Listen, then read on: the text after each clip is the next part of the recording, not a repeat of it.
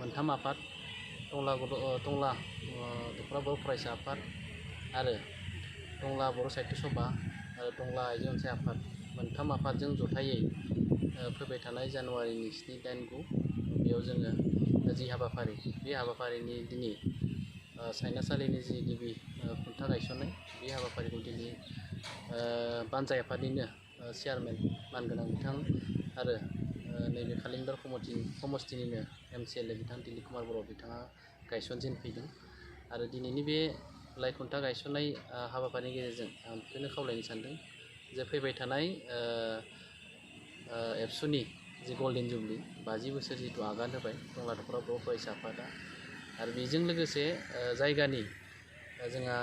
बर' थुनलाइ आफाद थाबाय आरो आबोब थाबाय बिथांमोनाबो जि बोसोरसारिया जुथुमा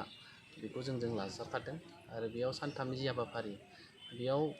गावबा गावनि जि डेलिगेट सेसन बेयो जागोन आरो जों हाबाफारि बायदियै दुलाराय बर' फरायसा आफाद एबसुआ निजा बबेया जोङो मोनथामसो हाबाफारिखौ जोङो हाबाफारियाव थिसनदों गिबि हाबाफारि जोंहा एडुकेसन सेमिनार फरायसाफोरनि सायाव एडुकेसन सेमिनार जागोन आरो 8 खालार खालि जोंहा एग्रिकालचार आबादनि सायाव जोंहा सेमिनार जागोन आरो बिनि हराव मोनाबिलियाव जोङो डेलिगेट सेसनखौ जिरायगोन आरो जे गेवलां मेल बे गेवलां मेलै जोंहा 9 तारिखआव जागोन आरो बे गेवलां मेलनि जि गाहाय आलासि जोङो जोंनि दुलाराय बर' फरायसानि आफादगिरि मानगोनां दिपेन बर' सार बिथाङा थागोन आरो गेवलां मेलखौ बेखेवगिरि हिसाबै जोंनि बिटिआरनि चिफ मानगोनां प्रमद बर' बिथाङा थागोन आरो हाबाफारिखौ जोङो थांनाय गोलाव समाव जोङो 6, 7, 8 बेखौ जों फोसावदोंमोन नाथाय गाहाय आलासिनि जि एसे कनसेन्ट जिहेतु मोनथ'वाखैमोन जों दायो एसे कनसेन्टखौ मोनबाय आरो मोननानै सानसे जों फासायनाय जादों 7, 8, 9 बे खालाराव जों हाबाफारिखौ लांनाय जादों जों एसे आगोलाव जों फोसावदोंमोन 6, 7, 8 नाथाय जों हाबाफारिखौ सानसे फासायनानै 7, 8, 9 बेखिनि सानथामखौ जों हाबाफारिखौ लाखिनाय जादों। बै मा बुंगोन दिनै जोंहा टंला दखरा माने बर' फरायसा आफाद थुनलाइ आफाद आरो आबोबनि माने बे गल्डेन जुबलिखौ जों जयेन्टलि खुंनो थाखाय लाहार फाहार खालायदो दिनै आंखौ आफादगिरि माने महरै दिनै बै सामलाय आफादनि बिबान होदो जोङो बयनिबो माने रायजो राजानि मदद लानानै जोंनि गासैबो आफादफोरनि मदद लानानै जोङो फैगौ जानुवारि दाननि 7, 8, 9 तारिखआव लाहार फाहार बे खुंनाय हाबाफारिखौ जोङो माने खुंनो नागिरदों। दा बे समावहाय जिहेतु लाइ खुन्था गायसनबाय दा खुंनायनि हाबाफारियाव रायजो राजा आरो साग्रिद जा बर'फोर दङ बिथांमोनखौ मा होनना खावलायहरगोन दिनै जोंहा मोनसे बर' हारिनि थाखाय जोंहा मोनसे बर' फरायसा आफाद जोंनि थुनलाइ आफाद आरो जोंहा आबोब बर' हारिनि थाखाय मोनसे जोंनि हारिनि मोनसे संगठन दिनै बेयाव संगठन हिसाबै दिनै बिथांमोनानो जाहैबाय जोंनि बिमा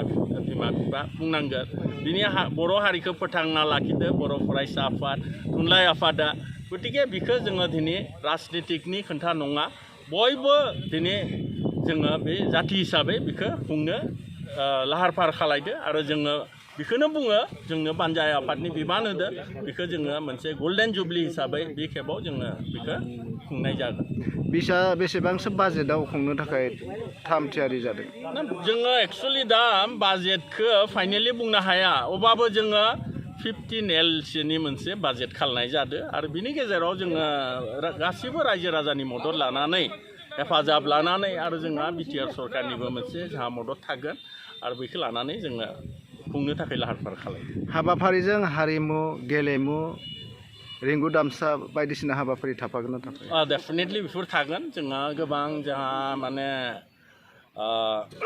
गोबां माने माबा दङ जोंहा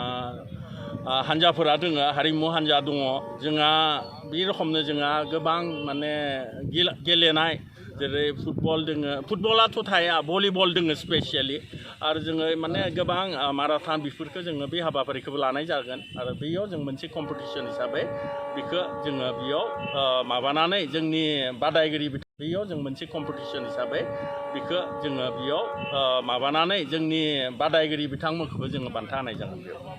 दिन्थिफुंसालि थागोन नामा दिन्थिफुंसालि एग्जिबिसन एक्जिबिसनखौ जोङो सानदो दा जोङो नायनि बाजेटआ जुदि जायोबा जोङो हरखाबै बेखौबो खालायनाय जानो हायो आरो फारसेथिं नुदों गोबां बेबायदि गल्डेन जुबुलि बा बोसोरसालिया जथुम्माफोराव अपेन मार्केट होनाय जायो बे अपेन मार्केटखौ लाखिगोन नामा जोङो सानगासिनो दङ दा खोन्थाया जोंहा एसे बेयाव जायगानिबो एसे माने समस्या दङ जोङो बेखौ हरखाबैनो थांखि लानानै बेखौ खुंनोबो हायो आरोखि